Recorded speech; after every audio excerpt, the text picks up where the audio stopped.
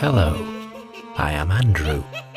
I bid you welcome, or welcome back even. The following story is set in a remote highland wilderness, where two aristocratic anglers investigate an ancient local superstition that binds a love-struck servant to a reclusive old woman living alone in the hills. Gavon's Eve by E.F. Benson.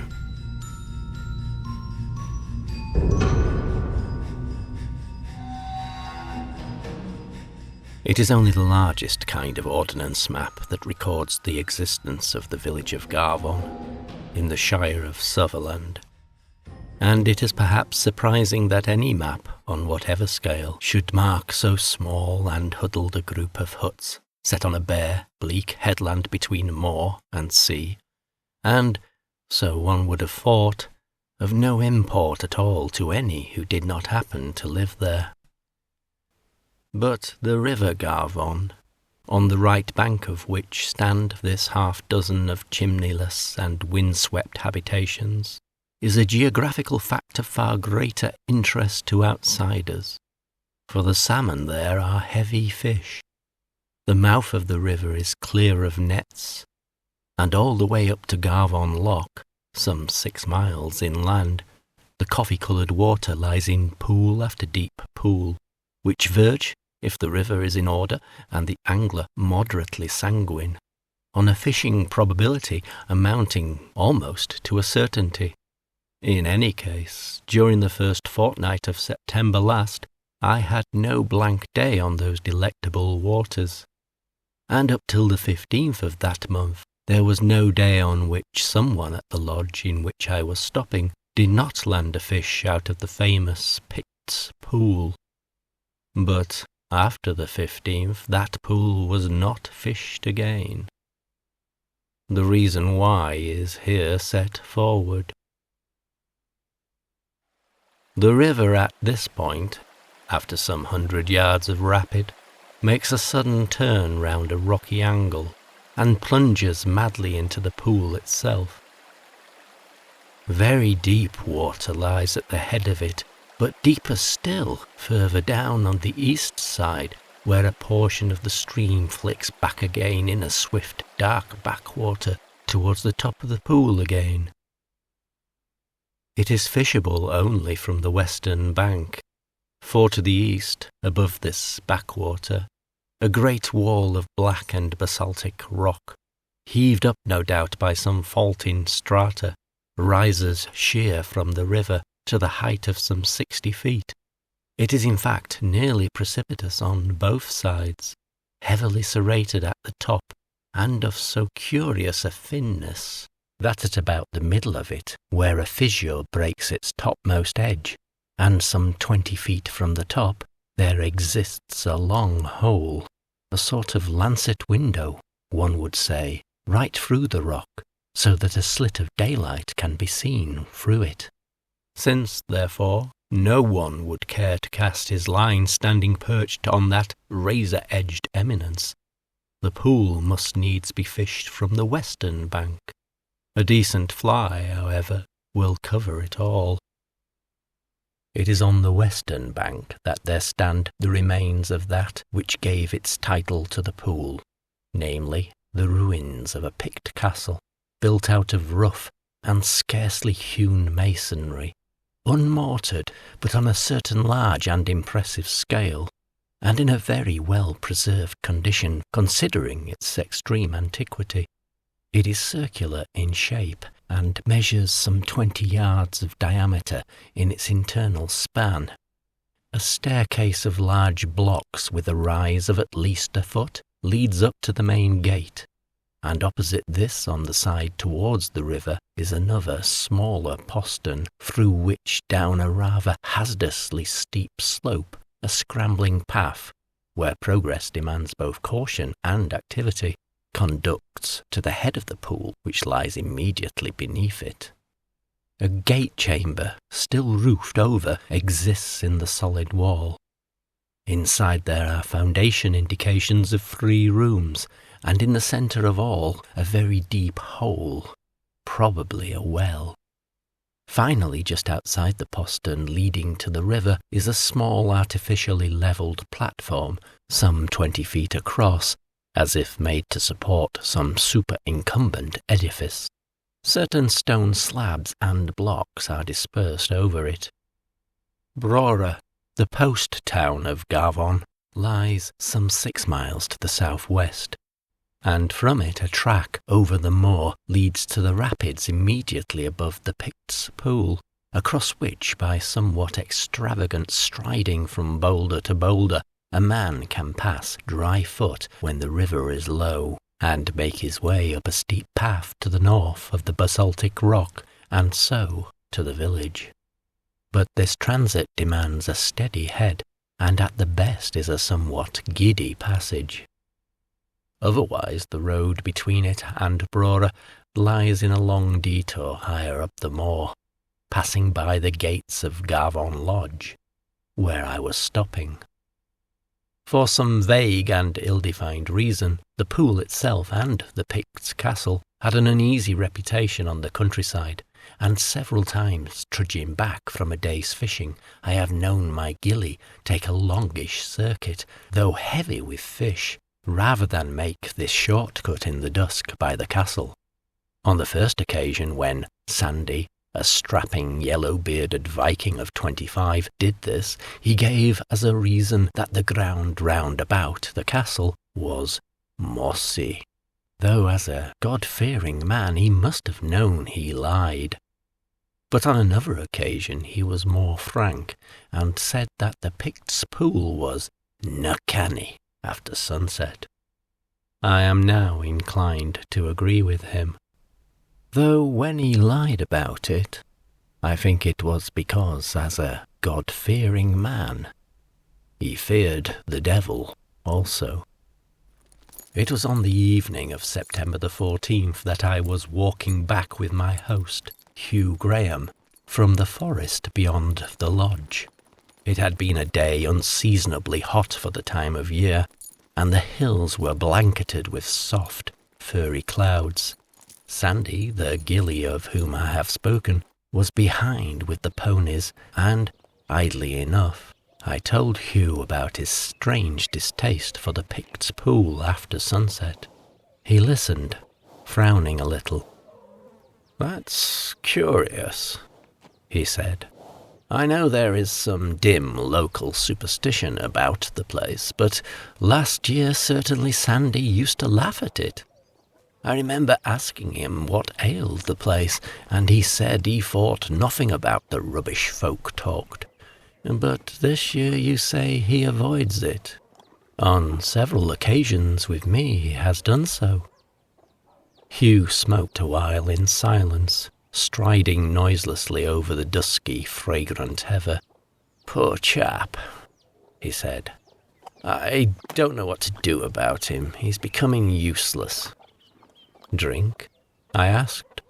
"Yes, drink in a secondary manner, but trouble led to drink, and trouble, I am afraid, is leading him to worse than drink."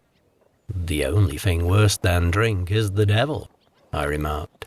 "Precisely. That's where he is going. He goes there often." "What on earth do you mean?" I asked. "Well, it's rather curious," said Hugh. "You know, I dabble a bit in folklore and local superstition, and I believe I am on the track of something odder than odd. Just wait a moment." We stood there in the gathering dusk till the ponies laboured up the hillside to us, Sandy with his 6 feet of live strength strolling easily beside them up the steep brae, as if his long day's trudging had but served to half awaken his dormant powers of limb. "Going to see Mistress Macpherson again tonight?" asked Hugh. "Aye, poor body," said Sandy. "She's old, and she's lone." "Very kind of you, Sandy," said Hugh, and we walked on. "What then?" I asked when the ponies had fallen behind again. Why, superstition lingers here, said Hugh. And it's supposed she's a witch. To be quite candid with you, the thing interests me a good deal. Supposing you asked me on oath whether I believed in witches, I should say no. But if you asked me again on oath whether I suspected I believed in them, I should, I think, say yes. And the 15th of this month, tomorrow, is Gavon's Eve. And what in heaven's name is that? I asked. And who is Gavon? And what's the trouble? Well, Gavon is the person, I suppose, not saint, who is what we should call the eponymous hero of this district. And the trouble is Sandy's trouble. Rather a long story, but there's a long mile in front of us yet, if you care to be told. During that mile I heard. Sandy had been engaged a year ago to a girl of Gavon who was in service at Inverness. In March last he had gone, without giving notice, to see her, and as he walked up the street in which her mistress's house stood, had met her suddenly face to face, in company with a man whose clipped speech betrayed him English, whose manner a kind of gentleman. He had a flourish of his hat for Sandy, pleasure to see him, and scarcely any need of explanation as to how he came to be walking with Catherine. It was the most natural thing possible, for a city like Inverness boasted its innocent urbanities, and a girl could stroll with a man. And for the time, since also Catherine was so frankly pleased to see him, Sandy was satisfied.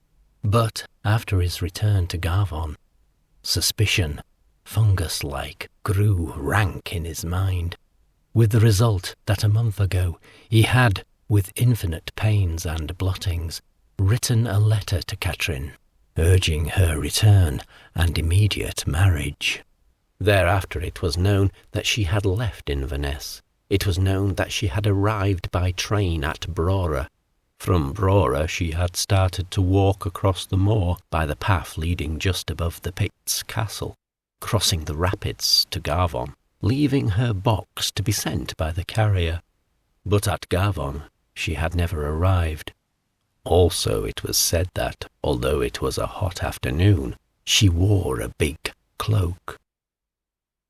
By this time we had come to the lodge, the lights of which showed dim and blurred through the thick hill mists that had streamed sullenly down from the higher ground. And the rest, said Hugh, which is as fantastic as this is sober fact, I will tell you later.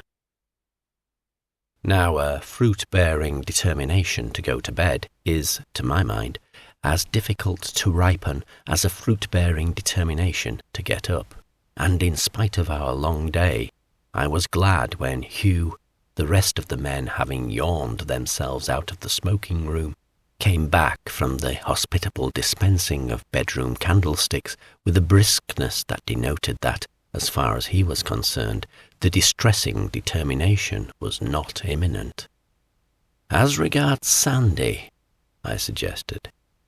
I also was thinking of that, he said.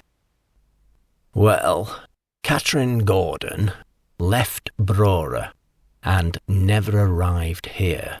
That is fact. Now for what remains. Have you any remembrance of a woman always alone walking about the moor by the loch? I think I once called your attention to her. Yes, I remember, I said. Not Catherine, surely.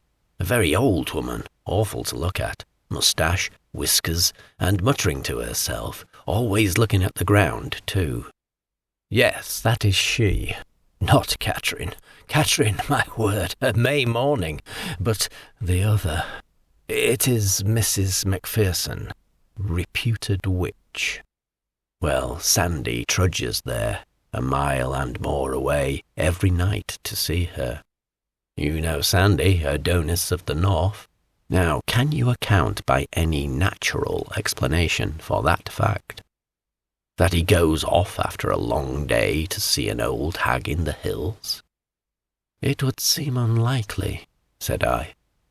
"Unlikely? Well, yes, unlikely." Hugh got up from his chair and crossed the room to where a bookcase of rather fusty-looking volumes stood between the windows.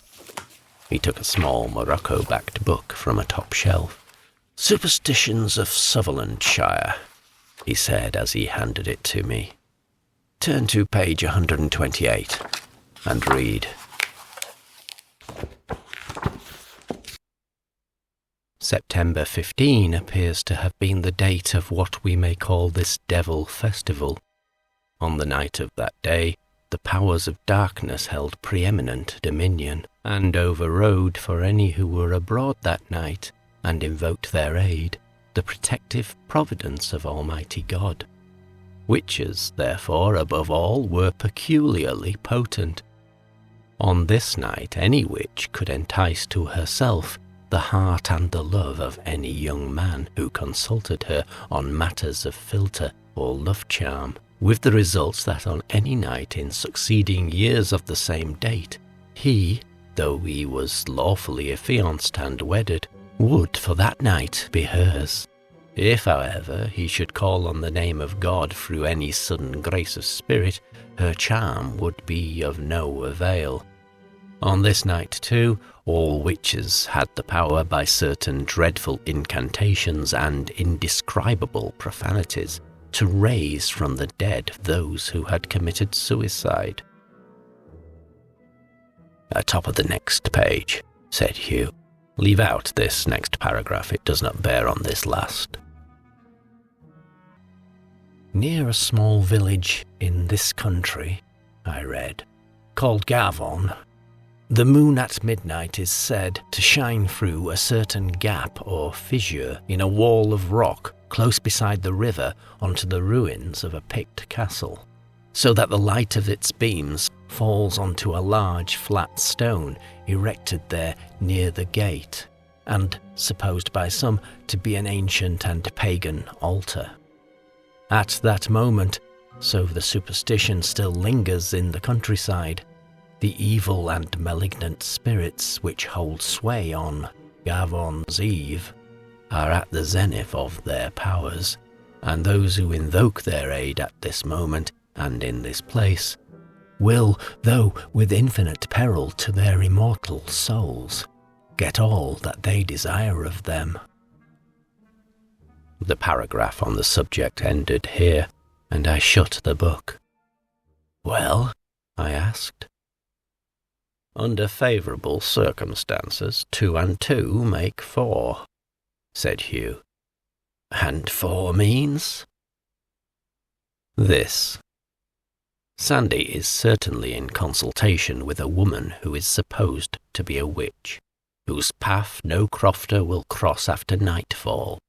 He wants to learn, at whatever cost, poor devil, what happened to Catherine. Thus I think it more than possible that tomorrow, at midnight, there will be folk by the Picts Pool. There is another curious thing. I was fishing yesterday, and just opposite the river gate of the castle someone has set up a great flat stone, which has been dragged, for I noticed the crushed grass, from the debris at the bottom of the slope." "You mean that the old hag is going to try to raise the body of Catherine, if she is dead?" "Yes, and I mean to see myself what happens. Come too." The next day, Hugh and I fished down the river from the lodge, taking with us not Sandy but another gilly, and ate our lunch on the slope of the Picts castle, after landing a couple of fish there.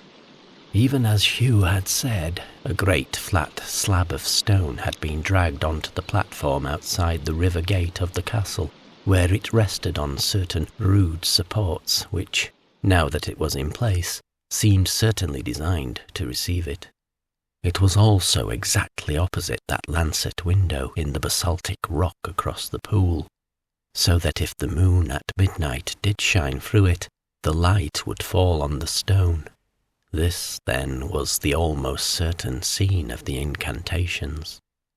Below the platform, as I have said, the ground fell rapidly away to the level of the pool, which, owing to rain on the hills, was running very high, and, streaked with lines of greyish bubbles, poured down in amazing and ear-filling volume.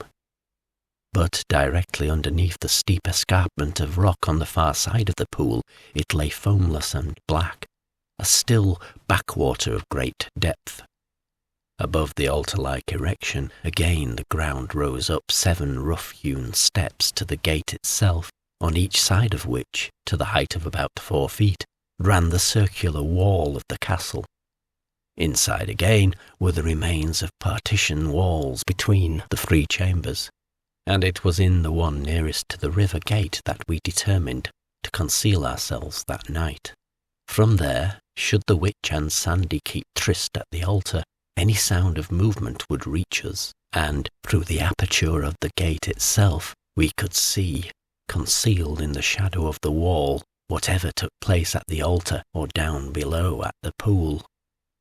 The lodge, finally, was but a short 10 minutes away, if one went in the direct line, so that by starting at 11:45 that night, we could enter the Picts castle by the gate away from the river, thus not betraying our presence to those who might be waiting for the moment when the moon should shine through the lancet window in the wall of rock onto the altar in front of the river gate. Night fell very still and windless, and when not long before midnight we let ourselves silently out of the lodge, though to the east the sky was clear, a black continent of cloud was creeping up from the west, and had now nearly reached the zenith. Out of the remote fringes of it occasional lightning winked, and the growl of very distant thunder sounded drowsily at long intervals after. But it seemed to me as if another storm hung over our heads, ready every moment to burst, for the oppression in the air was of a far heavier quality than so distant a disturbance could have accounted for. To the east, however, the sky was still luminously clear. The curiously hard edges of the western cloud were star-embroidered, and by the dove-coloured light in the east it was evident that the moonrise over the moor was imminent. And though I did not in my heart believe that our expedition would end in anything but yawns, I was conscious of an extreme tension and rawness of nerves, which I set down to the thunder-charged air. For noiselessness of footstep we had both put on India rubber-soled shoes, and all the way down to the pool we heard nothing but the distant thunder and our own padded tread. Very silently and cautiously we ascended the steps of the gate away from the river, and keeping close to the wall inside, sidled round to the river gate and peered out. For the first moment I could see nothing, so black lay the shadow of the rock wall opposite across the pool. But by degrees I made out the lumps and line of the glimmering foam which streaked the water. High as the river was running this morning, it was infinitely more voluminous and turbulent now, and the sound of it filled and bewildered the ear with its sonorous roaring. Only under the very base of the rock opposite it ran quite black and unflecked by foam. There lay the deep, still surface of the backwater. Then suddenly I saw something black move in the dimness in front of me, and against the grey foam rose up first the head, then the shoulders, and finally the whole figure of a woman coming towards us up the bank. Behind her walked another, a man, and the two came to where the altar of stone had been newly erected, and stood there side by side, silhouetted against the churned white of the stream. Hugh had seen too, and touched me on the arm to call my attention. So far then, he was right. There was no mistaking the stalwart proportions of Sandy. Suddenly across the gloom shot a tiny spear of light, and momentarily as we watched, it grew larger and longer, till a tall beam, as from some window cut in the rock opposite, was shed on the bank below us. It moved slowly, imperceptibly to the left, till it struck full between the two black figures standing there, and shone with a curious bluish gleam on the flat stone in front of them. Then the roar of the river was suddenly overscored by a dreadful screaming voice, the voice of a woman, and from her side her arms shot up and out as if in invocation of some power. At first I could catch none of the words, but soon from repetition they began to convey an intelligible message to my brain, and I was listening as in paralytic horror of nightmare to a bellowing of the most hideous and unnameable profanity. What I heard I cannot bring myself to record. Suffice it to say that Satan was invoked by every adoring and reverent name, that cursing and unspeakable malediction was poured forth on him whom we hold most holy. Then the yelling voice ceased as suddenly as it had begun, and for a moment there was silence again, but for the reverberating river. Then once more that horror of sound was uplifted. "So, Catherine Gordon," it cried, "I bid ye, in the name of my master and yours, to rise from where ye lie. Up with ye, up." Once more there was silence. Then I heard Hugh at my elbow draw a quick, sobbing breath, and his finger pointed unsteadily to the dead black water below the rock. And I too looked and saw. Right under the rock there appeared a pale subaqueous light, which waved and quivered in the stream. At first it was very small and dim, but as we looked it seemed to swim upwards from remote depths, and grew larger till I suppose the space of some square yard was illuminated by it. Then the surface of the water was broken, and a head, the head of a girl, dead white and with long, flowing hair, appeared above the stream. Her eyes were shut, the corners of her mouth drooped as in sleep, and the moving water stood in a frill around her neck. Higher and higher rose the figure out of the tide, till at last it stood, luminous in itself, so it appeared, up to the middle. The head was bent down over the breast, and the hands clasped together. As it emerged from the water it seemed to get nearer, and was by now halfway across the pool, moving quietly and steadily against the great flood of the hurrying river. Then I heard a man's voice crying out in a sort of strangled agony. "Catherine," it cried, "Catherine! In God's name! In God's name!" In 2 strides, Sandy had rushed down the steep bank and hurled himself out into that mad swirl of waters. For one moment I saw his arms flung up into the sky. The next he had altogether gone, and on the utterance of that name the unholy vision had vanished too, while simultaneously there burst in front of us a light so blinding, followed by a crack of thunder so appalling to the senses, that I know I just hid my face in my hands. At once, as if the floodgates of the sky had been opened, the deluge was on us, not like rain, but like one sheet of solid water, so that we cowered under it. Any hope or attempt to rescue Sandy was out of the question. To dive into that whirlpool of mad water meant instant death, and even had it been possible for any swimmer to live there, in the blackness of the night there was absolutely no chance of finding him.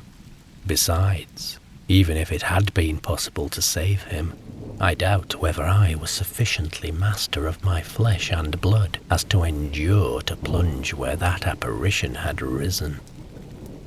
Then, as we lay there, another horror filled and possessed my mind. Somewhere close to us in the darkness was that woman whose yelling voice just now had made my blood run ice cold, while it brought the streaming sweat to my forehead. At that moment I turned to Hugh. "I cannot stop here," I said. "I must run, right away. Where is she?" "Did you not see?" he asked. "No. What happened?" "The lightning struck the stone within a few inches of where she was standing. We must go and look for her."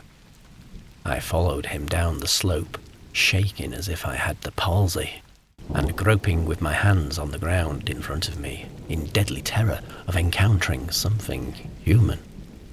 The thunderclouds had in the last few minutes spread over the moon, so that no ray from the window in the rock guided our search. But up and down the bank from the stone that lay shattered there to the edge of the pool we groped and stumbled, but found nothing. At length we gave it up. It seemed morally certain that she, too, had rolled down the bank after the lightning stroke and lay somewhere deep in the pool from which she had called the dead. None fished the pool next day, but men with dragnets came from Brora.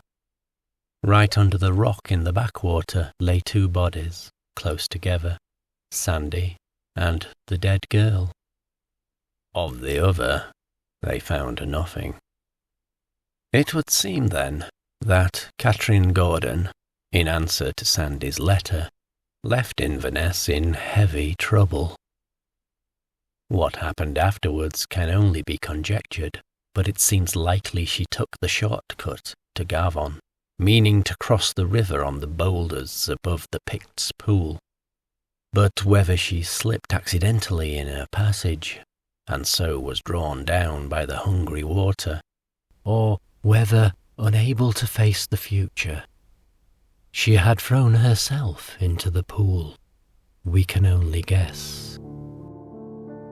In any case, they sleep together now in the bleak, wind-swept graveyard at Brora, in obedience to the inscrutable designs of God.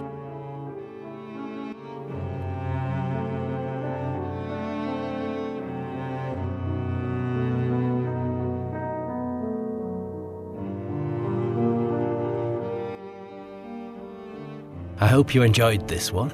Yet another Fred Benson tale set in the wild parts of Scotland. So if you didn't like the story, you could at least enjoy the scenery. Gavon's Eve is another piece from The Room in the Tower and Other Stories from 1912. I think it's one of at least 3 from this volume where the principal action occurs in the remote parts of Scotland. The other 2 I know of are Between the Lights, which I've already narrated in an earlier upload, and The Shootings of Achnaleish, which is to come soon, assuming I can improve my Scottish accent.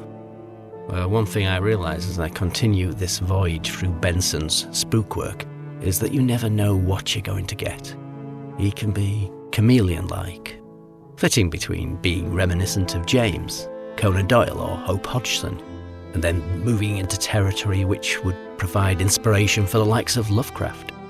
And he's prepared to throw any kind of monster at you. Vampires, ghosts, ghouls, elementals, and even giant ethereal slugs. One thing I've noticed, and you probably have too if you've read a few of his earlier stories already, many of them involved the narrator retelling a story told to him by a friend.